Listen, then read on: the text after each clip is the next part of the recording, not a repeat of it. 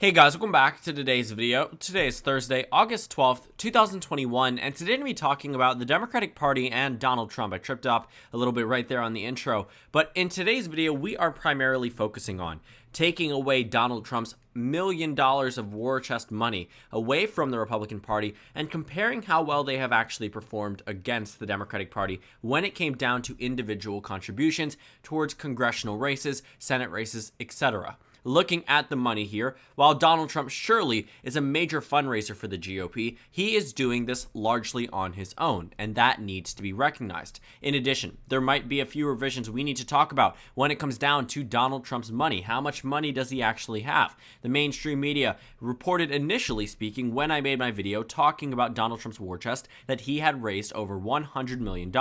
Following the video's upload, then they started to clarify, additionally speaking, that the money was not necessarily as large as 100 million, or that the number was 100 million, but that money had not been raised in 2021, with a couple tens of millions of dollars rolling over from the 2020 election year. But point being, though Donald Trump does have this money, it is important to note that when it comes down to the individual races, Democrats outpace Republicans by a pretty consistent amount, a very large amount, enough to point out at least, even though Donald Trump has this money in reserve. And there also is another point, that the money that Donald Trump has reserved for the war chest is used specifically for his candidates. We have never seen a monumental type of Republican advantage over the Democratic Party when it came down to fundraising, at least at this point in time, to a point where we would not see the Democrats nearly as high as they are now. We had not seen this happen in modern history until you add in Donald Trump's $100 million war chest, which actually puts the GOP at an advantage over the Democratic Party. But the thing about that war chest is that because we are now in a position where Donald Trump can quite literally pick and choose which Republicans receive that funding, it's not normal type of funding. It's not the normal type of fundraising numbers that can just be thrown out there and utilized around the nation. Donald Trump himself can just choose which Republicans he wants to back. And he's already picked some losing candidates. In fact, investing some of this own money into losing Republicans. And it's quite interesting to see, because Donald Trump is the first Republican that we've seen in the 21st century with such a large presence that he can fundraise on his own, completely separate from the rest of the Republican Party, and leverage them that way. The money that Donald Trump is raising is not necessarily meant to solely elect Republicans, obviously will go to Republicans, but also to contribute to the amount of political influence that Donald Trump has.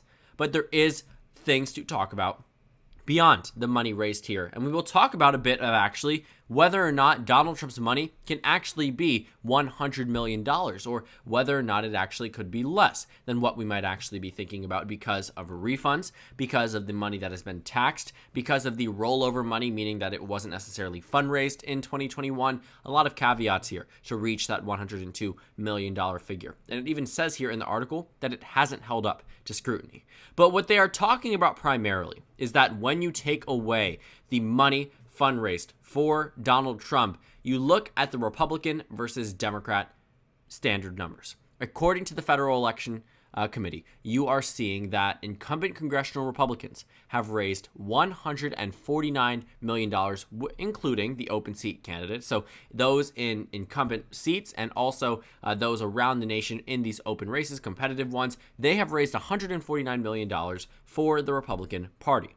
Democrats have raised $231.7 million.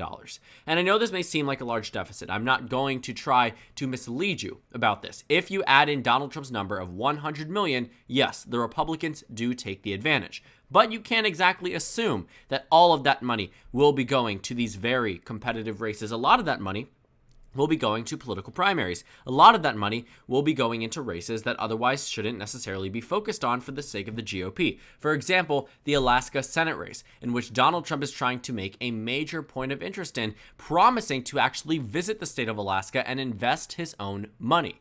Now, all signs seem to be pointing that 2 Republicans will end up in the top 2 based off of ranked choice voting. So by the overall determination of who ends up winning, it will likely be a Republican either way. There is probably a very minimal chance that Democrats do well here. Other Republicans won't fundraise and spend a lot of money in this race, but Donald Trump certainly will. And it's not just in Alaska.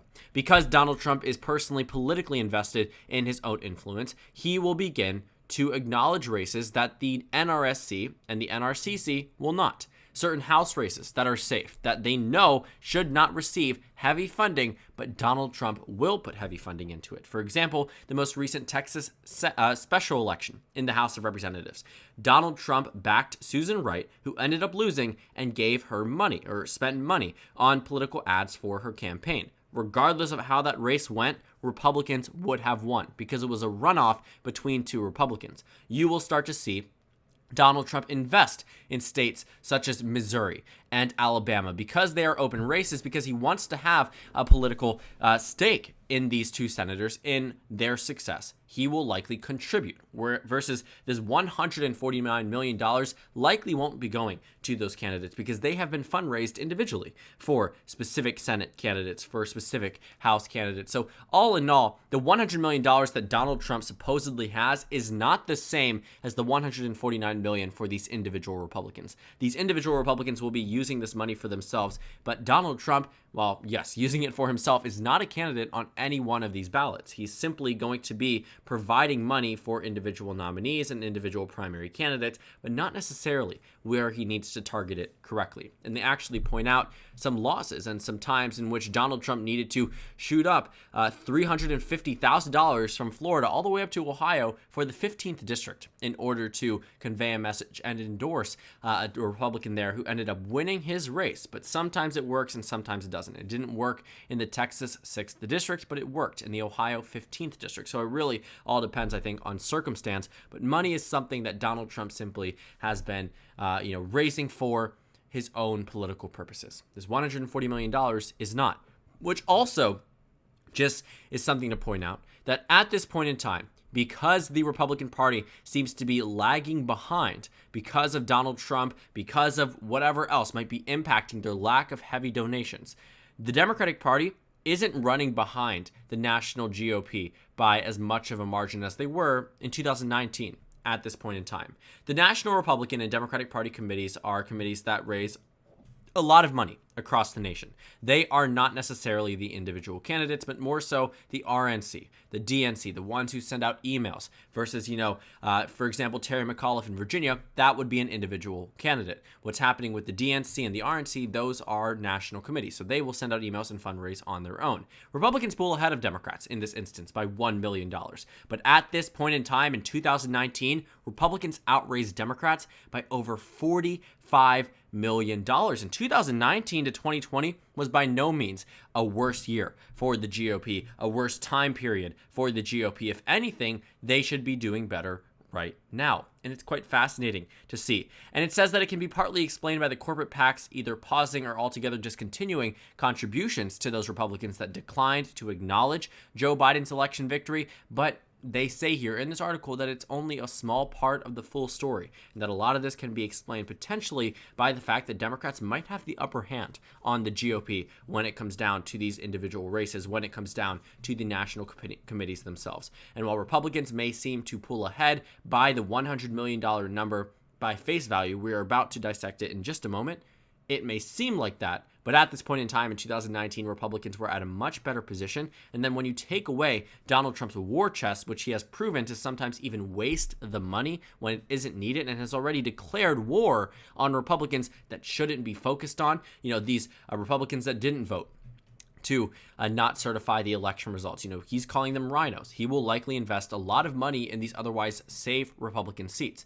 I'm telling you right now, a lot of this money that was raised amongst those $149 million are in competitive races, and the money is going to be utilized where it is needed most. I can't say the same about Donald Trump's.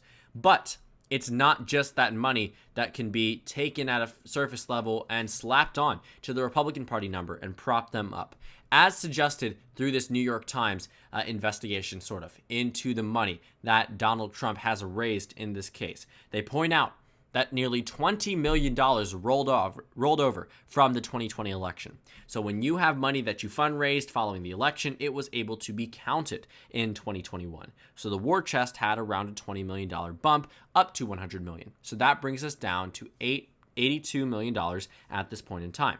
In addition, there are questionable tactics as being described by this article, repeating donation tactics where they ask voters, do you want to reoccur with this donation? Whatever it might be, it says here that there are some major refunds. Nearly 20% of the $56 million him and his committees raised online, 20% of $56 million. It says here that they returned $12.8 million in the first half of the year. That is a lot of money. $12.8 million quite literally could make or break any congressional race and potentially some smaller state Senate races. $12.8 million is a lot of money. So now that you're looking at it, beyond the face value numbers, you know that Donald Trump did not raise $100 million this year. The rollover money was from 2020. Well, it's still money, right? But then you start to question about the refunds that were given in the first 6 months of the year. What's to say that there weren't some refunds last year for Donald Trump, for some of his key contributors? Point being that a lot of the money that was raised for Donald Trump doesn't exactly amount up to $100 million. Which means that Democrats actually might be at an even better position than they initially thought. Because while, of course, they can say they have raised much more money than Republicans when it came down to individual candidates, which is right, which I understand, but you should be adding in Donald Trump's numbers. You cannot ignore the fact that Donald Trump, as a Republican, as the former Republican president, has so much money on hand, but you can question how he's going to use it, because money matters. The winners of these congressional races typically are those with more money. 2020 was a bit off in the United States Senate, but in 2018 and 2016, it was nearly accurate.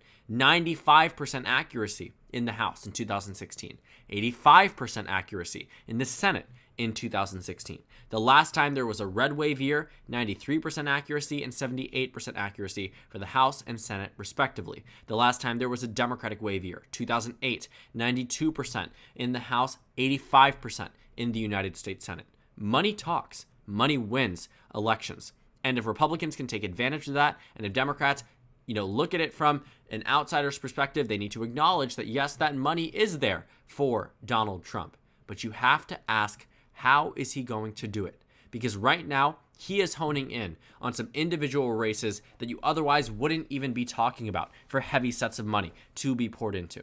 Because Donald Trump is disconnected from the Republican Party, that allows him to use this money in a way that he can just pick and choose which Republican nominees he would like to back. And the fact that individual Republicans are significantly dipping relative to Democrats shows that Donald Trump is making a tremendous impact on the donations. At this point in time, in 2019, you would see that the Republicans were outpacing Democrats by $45 million at this point in time in 2019. Today, that stands by just under $1 million. The money that is being raised for the Republicans here seem to be those who are either diehard party Republicans or those who simply just don't want to contribute the money to Donald Trump but wholeheartedly supported him in the election.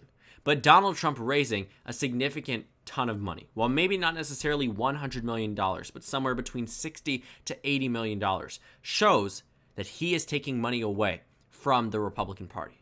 And while I'm sure it will be directly invested right back, Donald Trump has free will with what he does with this money.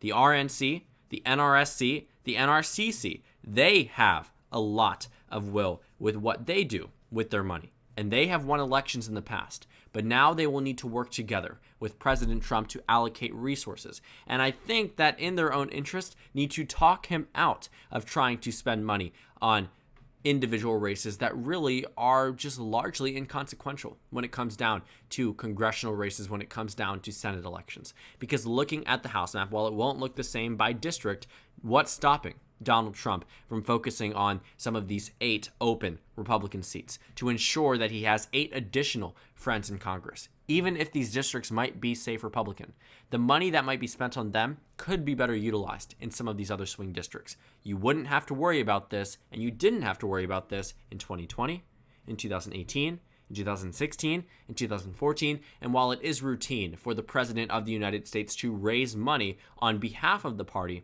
that fact that Donald Trump is completely separating himself even after not being in office, even after not being the President of the United States, goes to show that he truly wants to hold a heavy set of political influence. But he is certainly making an impact on their fundraising numbers, proving to be, in a sense, partially detrimental. So the main takeaways here is that the GOP is falling behind the Democrats when it comes down to these individual donations. And I understand Donald Trump has a lot of money. I'm not trying to deny that. But you can see here that there is some level of heavy influence from him, considering he's taking away what otherwise would have been a much larger lead as it was 2 years ago, especially given that the circumstances of 2019 were worse for Republicans than 2021 currently is. It was not much, if at all, of a pro-GOP year from 2019 to 2020. Yes, Donald Trump is doing well with the economy, but that was about it. Beyond that, I wouldn't say that, Democrats were less enthusiastic then to oust him as they are now to oust other Republicans in the midterm elections. 2021 is really the GOP's time to shine, and they seem to be falling behind. And, the fact that Donald Trump can single-handedly pick and choose who gets what money, which candidates in which races deserve the most attention, that will make it difficult when the national GOP has already shown to disagree on certain fronts, such as the Lisa Murkowski Senate race, the NRSC saying they will back incumbents, money will be going to Murkowski, money will be going to Chewbacca, Trump funding Chewbacca, NRSC backing Murkowski. The money is facing off against each other. Yet both of the money was raised by and for Republicans, just they can't seem to agree. Had Donald Trump not had this PAC, the money would have simply gone to one candidate, and the GOP would not have had to worry. Potentially speaking, they wouldn't even had to fund any money in the Alaska Senate race, because Lisa Murkowski likely would have been in a pretty good position. So all in all, while Donald Trump may be a star with the GOP with fundraising, he's risky. It's risky to allow him to have so much money. And the GOP is already starting to see such a direct impact by the fact that Donald Trump is out there fundraising on his own. We will see where he allocates the money, which races he finds and deems to be the most important. For the GOP, it should be a fascinating ride. By the end of 2021, we should get a clear distinction as to whether or not the NRSC, the NRCC, the RNC are going to be working together with Donald Trump heavily, or whether or not they will go different routes, as we've already started to see in some individual races, but there's still a lot of time to tell. So thank you guys so much for watching this video. Make sure to comment down suggestions below. Subscribe on the left if you haven't already, and check out the Instagram and Twitter. At the bottom left of the screen, there's also a Discord server for you to go ahead and join. On the screen, there's a video you can watch, and then a playlist for my 2022 election analysis videos. Again, thank you guys so much for watching, and I will see you all tomorrow.